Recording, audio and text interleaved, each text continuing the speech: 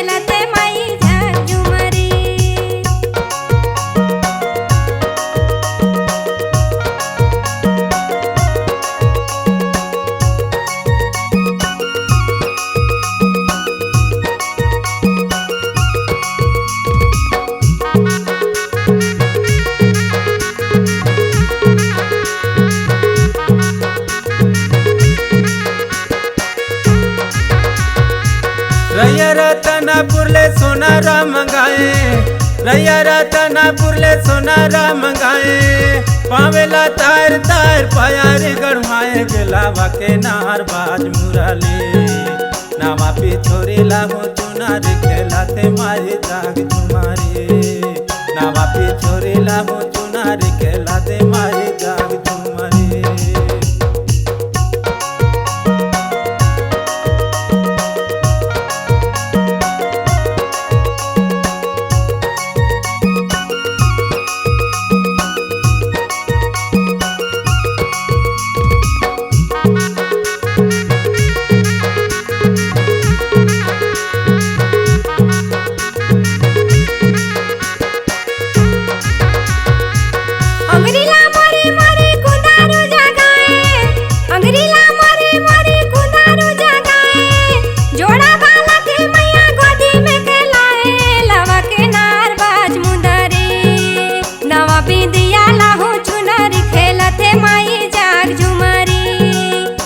बिंदिया लाहू चुनरी, खेलते माई जाग झुमरी।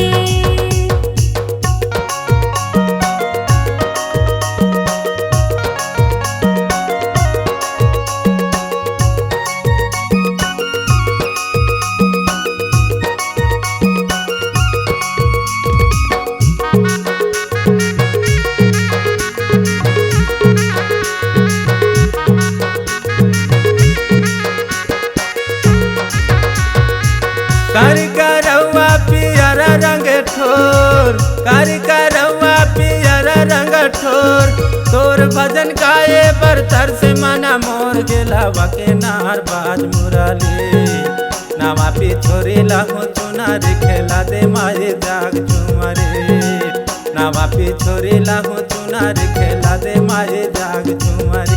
खेलाते माई जाग झुमारी, वो खेलाते दाई जाग झुमारी, खेलाते माई जाग झुमारी, वो खेलाते माई जाग झुमारी, नामा पे छोरे लाहू चुनारी, खेलाते माई जाग झुमारी,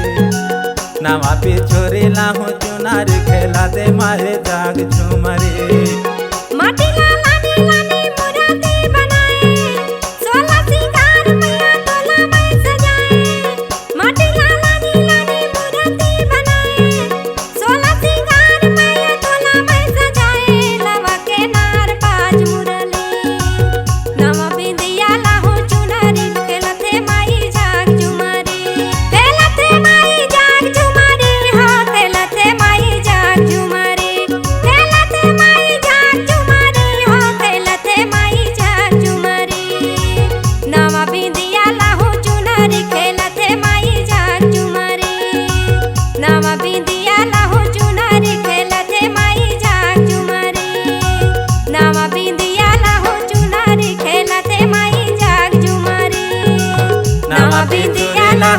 चुनारी खेलते माई जाग झुमरी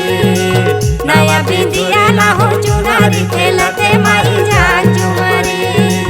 नवा बिंदिया लाहो चुनारी खेलते माई जाग झुमरी।